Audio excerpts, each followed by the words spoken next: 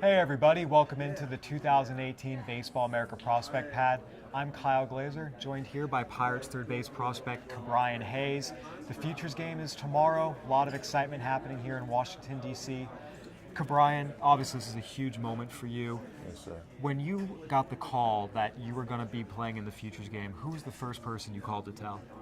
I called both of my parents to let them know because, without them, none of this is possible. They're where it all started. So. And what was their reaction?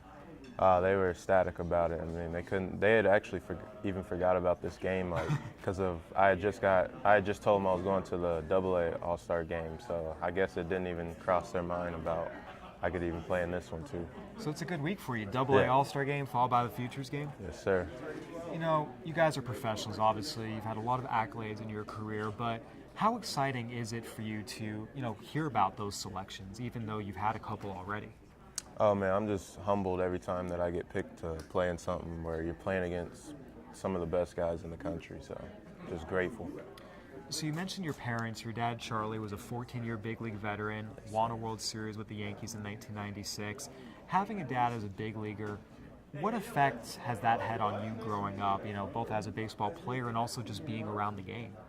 Yeah, just ever since I was little, having him as a father, he's always put me in situations where it was going to better me for later down in the road because he knew what it was going to take for me to be able to play in the major league. So it's a great advantage to have him because he's been there, done that. So I'm very thankful for that. So I have to ask, is he the dad that's hard on you every time, or is he the dad that steps back and lets you do your work?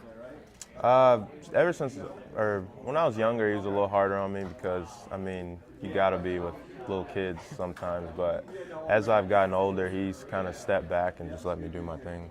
So what are some of your earliest memories of being in a major league clubhouse? Well, funny enough, I was like 4 years old whenever he retired, so I don't really remember anything. But, I remember going to the field a few times. But. After his career ended, did you still, get a chance to meet big leaguers and pick their brains a little bit, or was it mostly just kind of you and your dad back home doing your thing on your own? I was so busy with baseball as a little kid. I didn't really have time to do it. I went a couple times, to see Astro games. Whenever Dusty Baker would visit, he always he would always hook us up and let us come down. So I got to meet a few players whenever I was younger. But I've got to meet a good amount. So how often do you go back and watch your dad's old highlights? Oh yeah, I do it all the time.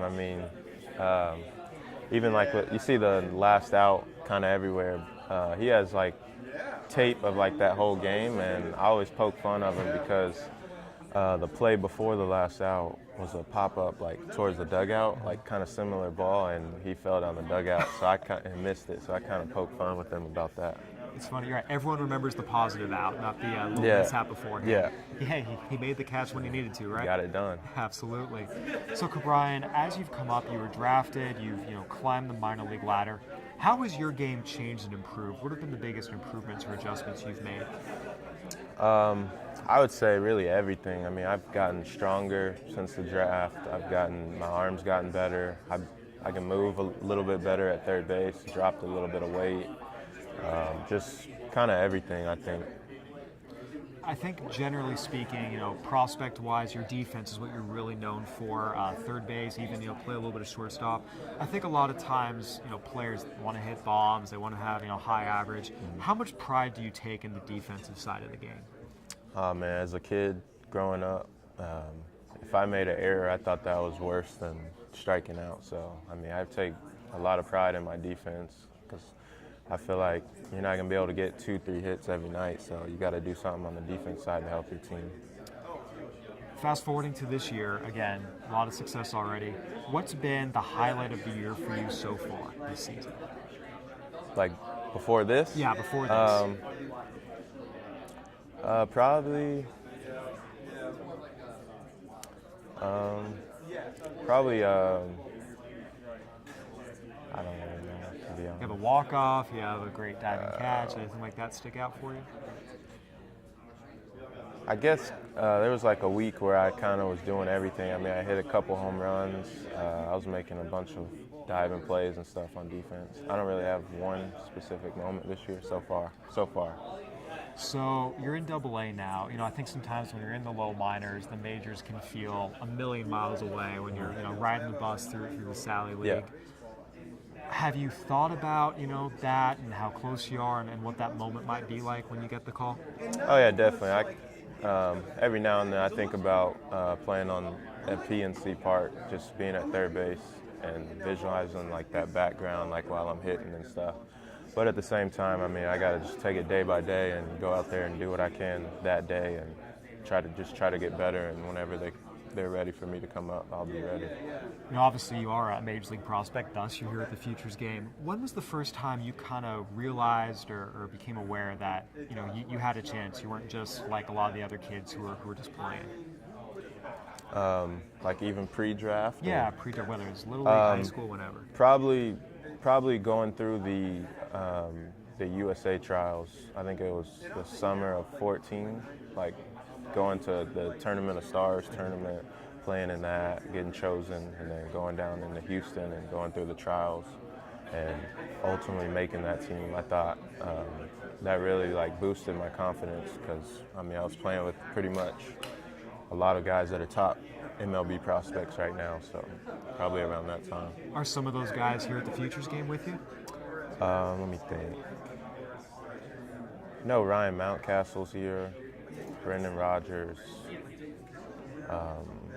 Really, it was just like that whole summer, like playing against a lot of those guys, like in the Perfect Game All-American tournament, Under Armour, all those. I think there's quite a few guys here. Yeah, I mean, how fun is that? Guys you saw when they were, you were 15, 16, and now all guys are 20, 21, and you're still seeing the same guys. Yeah, it's funny. Some of them I hadn't seen in a while since that like those tournaments, and it's just we laugh and talk about like when we played, like whenever I see them now in minor league. So I have to ask, a lot of talent in this game, especially on the world side. They got some guys who can bring gas. Yeah. Is there anyone you're like really excited or interested to see or face? I really want to see Hunter Green throw. I heard he's triple digits. I heard there's a few guys on the world team that can get up to triple digits, so it's going to be a fun game. So I have to ask, what's more fun for a prospect such as yourself? Seeing the guys you already know and you're friends with, or guys you haven't seen before but you've heard about?